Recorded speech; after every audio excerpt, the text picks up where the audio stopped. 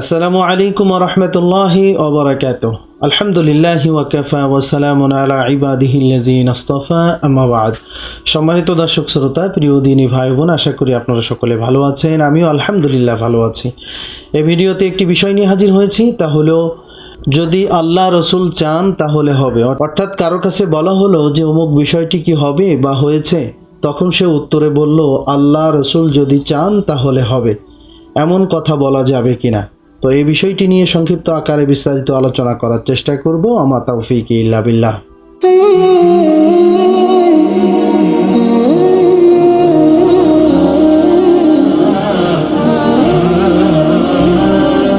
তো আমাদের জীবনে প্রত্যেকটা জরুরত মিটানোর ক্ষমতা একমাত্র আল্লাহ তাআলার, এবং আল্লাহ তাআলা যদি চান তাহলে আমার অমুক কাজ সম্পূর্ণ হবে। আল্লাহ তাআলা যদি না চান তাহলে আমাদের ওই কাজ সম্পূর্ণ হবে না। এটাই হচ্ছে আমাদের ঈমানের বিশ্বাস। সুতরাং শরীয়তের দৃষ্টিতে যদি এমন কথা কেউ বলে যে আল্লাহ রসুল যদি চান তাহলে হবে, এমন কথা বলা শরীয়তের দৃষ্টিতে শিরক। আর এমন কথা বললে তাকে তাওবা করতে হবে এবং ভবিষ্যতে এমন কথা বলা থেকে বিরত থাকতে হবে। আশা করি আমরা বিষয়টি পরিষ্কারভাবে বুঝতে পেরেছি। আল্লাহ সুবহানাহু ওয়া তাআলা আমাদের সকলকে আমল করার তৌফিক দান করুন। শেষ করার আগে সকলের কাছে একটি অনুরোধ, ভিডিওতে একটি লাইক এবং মন্তব্যের ঘরে আপনার গুরুত্বপূর্ণ মন্তব্য পেশ করতে পারেন।